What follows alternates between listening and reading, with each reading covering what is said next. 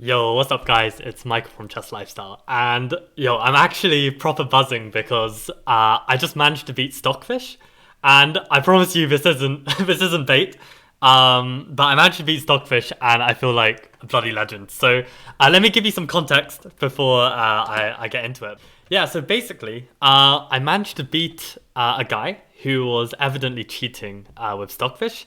And it was just the most insane, like, kind of mind play that ended up working. So as you saw in my last video, I was talking about like listening to music and playing chess, right? And how that helps. And I started to play around with some different albums and somehow it all worked together really nicely. And I very almost hit 2500 rapid, and I actually reached 2498 before not dealing with the pressure too well, tilting and getting right back down to 2450. So I was taking like a few days break from online chess because I was just getting way too invested and way too emotionally invested, right? To the point where it was just like messing up my daily routine. So I took a break until today. And today I was like, you know what? I've got a bit of free time. I just completed a bunch of work, so I was feeling good. I was like, you know what? Let's play some chess. And I'm playing, right? So let me show you the game I played. So basically, I was just playing a 2400 opponent, right? And my opponent plays knight c6. And basically what I've been doing recently against this move, this is a very annoying move for the Reti player because, as the Reti player, I want to play some kind of structure with c4, g3, b3, and so on. And the idea of knight f3 on move 1, as opposed to the English, is that you prevent this move e5, which is a critical test against the English, right? But this knight c6 move is trying to just play for e5, and if white just plays c4 without thinking, or g3, then black's going to play e5, and suddenly we're playing more of an English setup, which we didn't really want. So here, you might think, oh, let's just play e4 against this dodgy move, but then black plays e5, and suddenly we're playing like a mainline opening. So that is why d4 is pretty much forced in this position if we don't want to give black what they want. But the issue is that black will play a Shigorin, and if you play c4 here, you really need to know your lines. And that is why I've recently come to the revelation that the London system against the Shigorin is just a fantastic opening, because this c3 move completely blunts any kind of tactics with the knight, and also with the bishop on f4 we're trying to prevent black's plan of e5. So I feel like the setup is completely geared towards this knight c6 move, which I'm really happy about. So my opponent, plays out the opening. Fair enough. I've recently been discussing with a friend how to meet such a move, like in this position specifically. Sometimes you'd consider taking, but here black can take back with the pawn, strengthening their center. So an interesting idea is to actually ignore it and just allow this capture. But the idea is that this e5 square is going to be fully clamped down on. The normal way to exploit the structure is for black to play c5 and try and break down d4. So I was tempted to play this, but I thought, okay, let's just gain some experience in these kind of lines of bishop g3. I thought this would be okay. My opponent is just developing their pieces, decides to take. I thought this was a bit unnatural since, I haven't castled yet. I still have potential attacking possibilities on the king side.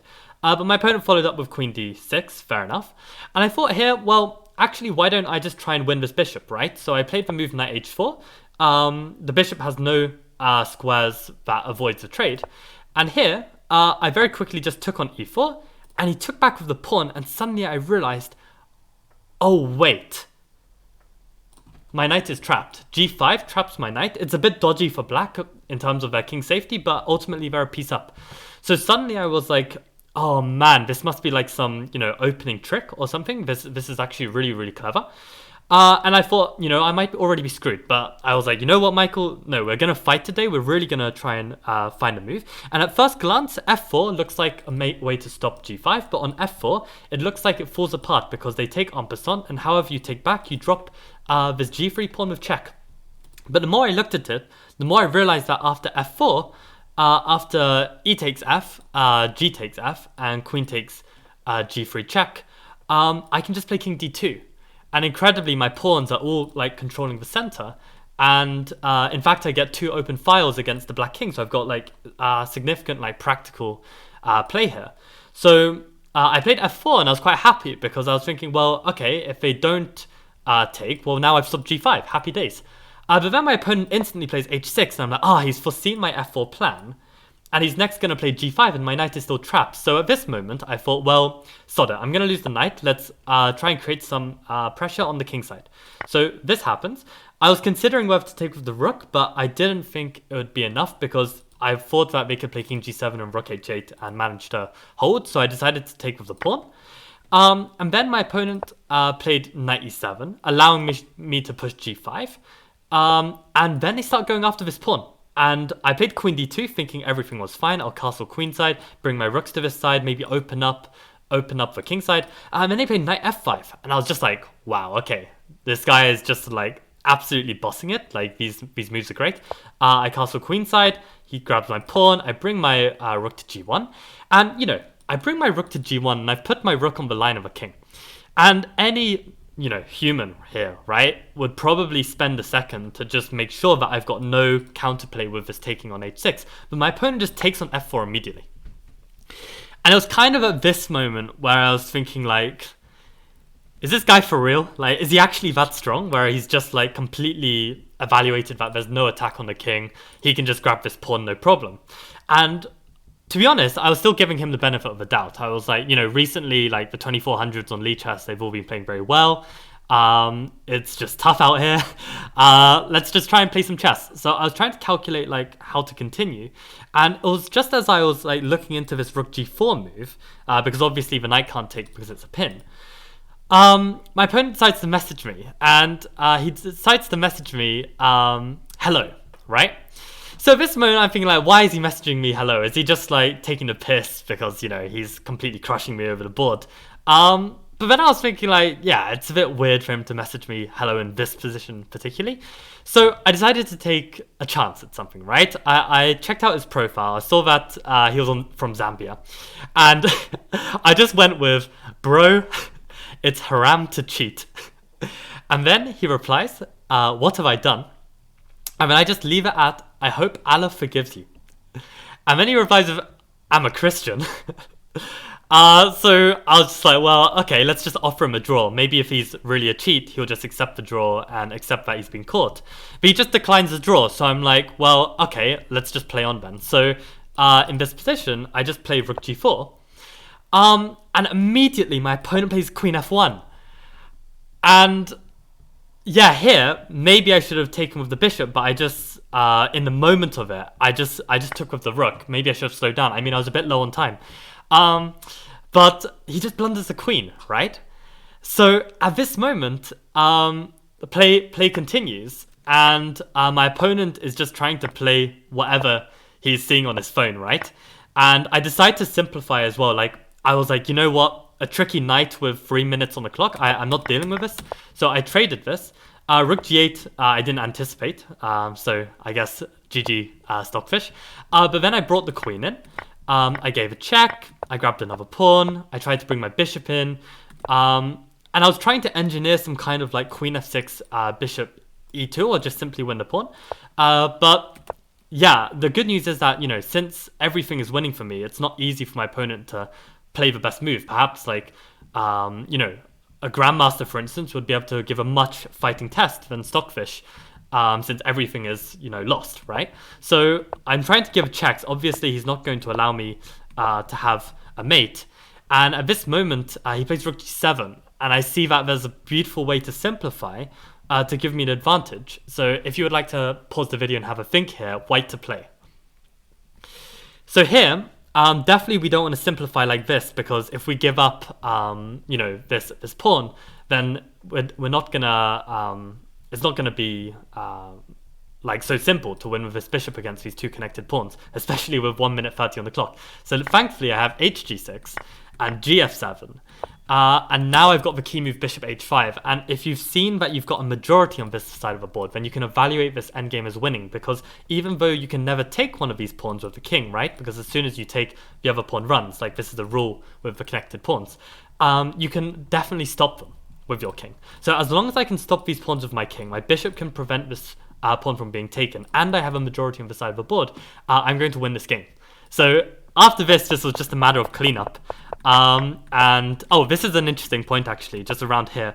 You should be very careful not to play a3 here, aiming for b4, because a3 will be met with a4, and then you can't mobilize your majority. So you have to play it slow with b3 first, and then a3, and then b4, and then mobilize this majority. And then I was managed to do this. He gave up his pawns, and then I just had to try and not to mess up. Yeah, like for instance, in this position, this would be a stalemate. So it would have been actually the worst way to end this game. So, okay, always focusing to the last second, and then I just made 100% sure this was winning, and mate. And just to give any skeptical viewers some reassurance that, you know, I wasn't just bullying this guy online for no reason, this guy was definitely a cheat, because I checked out his other games, and he played this game against a 2480, which he completely smashed them with, 98% accuracy over here. And the guy unfortunately gave him a rematch, and again, he played an absolutely flawless game.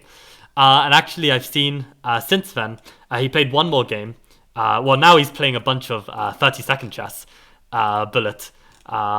And oh, actually, no, he's played another game. He's played another game in the time that I've spent making this video. Let's see how he's done on this one.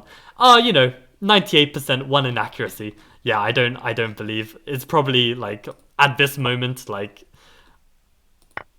okay, I don't know what this is, but yeah, clearly the guy's cheating with 98% accuracy. Oh, and let's have a look at this one as well. Yeah, solid 99% accuracy. Yeah, so, this guy's a cheat. I managed to pick up on it. I managed to get in his head. I rizzed him up so hard in chat that he actually did a mouse slip. And I managed to win. So, yeah, this is how you beat Stockfish. This is how you beat a cheater. You got to get in their head. You got to never give up. And yeah, this is how you can make progress. And finally, just for the record, I just want to say that in general, I haven't found my opponents on lichess to be cheating that much. So yeah, I'm really glad that lichess provides quite a safe environment to play longer time controls and avoid these cheats. So I assume this guy is probably going to get banned within the coming days. The only downside of this is that I do believe that lichess has a policy that only the last 50 or so games will be refunded rating points as a result of the cheater. And the fact that this guy is playing so many bullet games in between his rapid games, I actually am not sure if the people who lost their rapid games to this cheat will actually get their points refunded. So that will kind of suck, and if anyone knows more about that, I'd be interested to hear. But yeah, basically, managed to beat a cheater who was using Stockfish evidently, and yeah, feels really good. So glad to have some nice chess motivation back. And yeah, basically, play the player.